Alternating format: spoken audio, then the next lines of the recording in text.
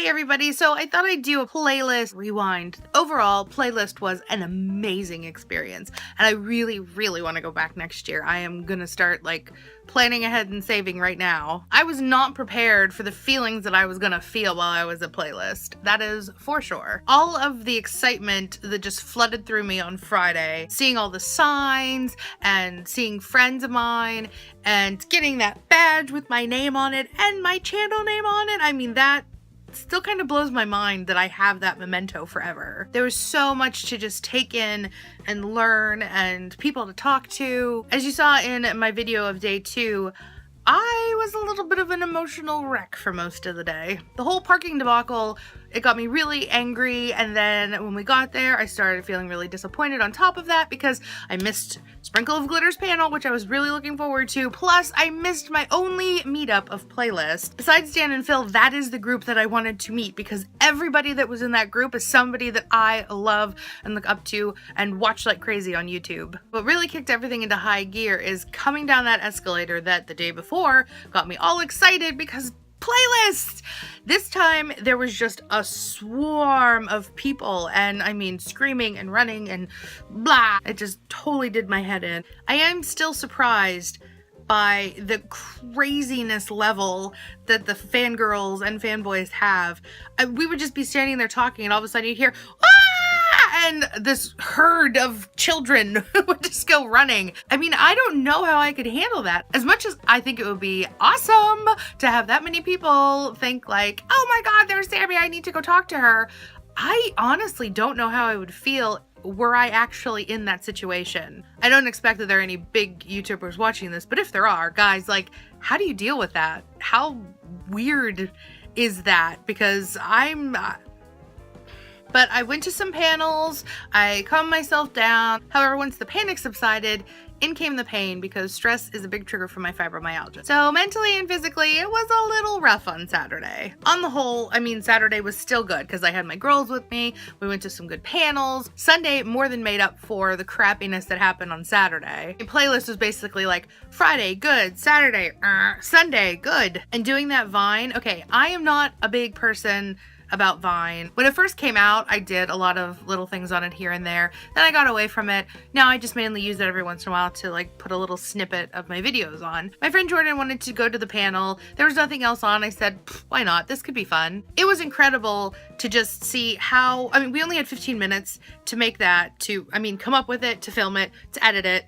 And the way that their brains work, I mean, you could tell that they do this a lot, those guys, but we just boom, got it out, and it was fun, and I love getting an opportunity to do things like that. And can I just talk for a second about all the great people that I got to meet? I still can't quite believe that I got to meet Louise. There was a moment when we were standing in the group talking to Louise when she took out her phone and she was showing us a video of Darcy playing with the cats, and my brain was just, it was very surreal.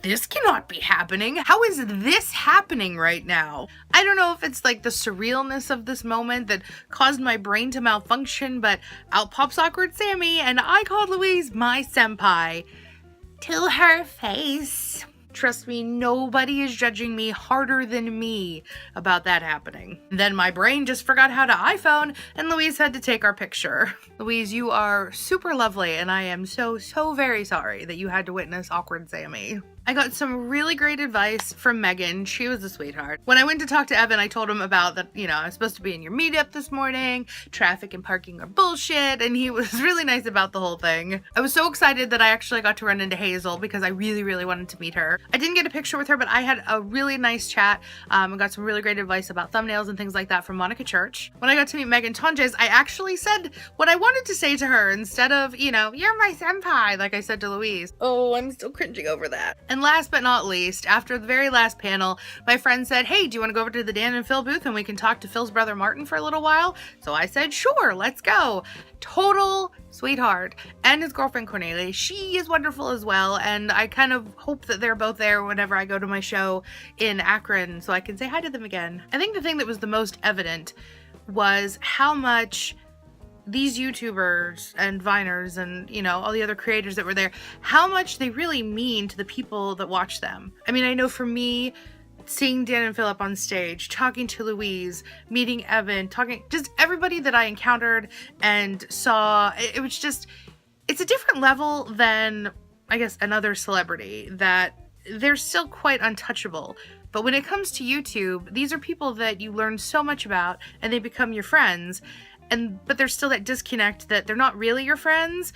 But I didn't have any crazy, like, fangirl moments, I guess. I mean, there was like a slight moment there when I first saw Louise, like, oh, that's Louise.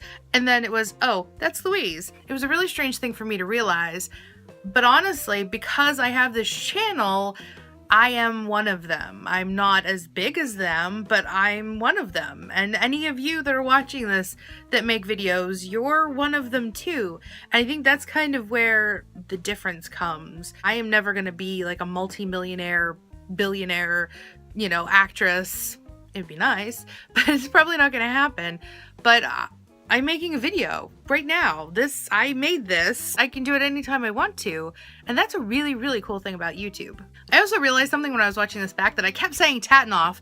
And if you don't know anything about Dan and Phil, then you will have no clue what Tatanoff means. It stands for The Amazing Tours Not on Fire, which they kicked off at Playlist.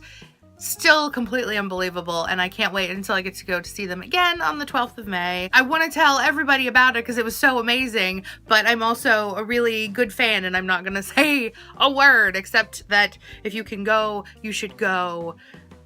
Go. I mean, I guess what I'm trying to say here is that Playlist was unbelievable. I came away with some great new friends and a lot of great information for my channel. I mean, my head has just been like buzzing with ideas and like things that I want to do to try and tweak my channel a little bit. Even with the crazy day on Saturday, it was so worth it. And I wish that I had like a time machine so I could go to Playlist 2017. I also sadly learned the effects of having only 15 hours of sleep in 5 days. I mean, I think I was going pretty batty by the end of everything. I want to know what you guys thought about everything. Is there more that you would have liked to see? Do you have some questions about Playlists and how it was? Please let me know and I will gladly answer any questions that you have. If you guys like this video, give me a thumbs up, subscribe if you haven't already, and I will see you guys for what I did this weekend on Monday, a new Talkie Tuesday, a billion, trillion, gazillion, well, probably not that many, let's be reasonable here, but a lot of new videos to come, and I really hope that you guys like how I put the knowledge that I got at Playlist into use. Until next time, guys, love you. Why can't I speak words?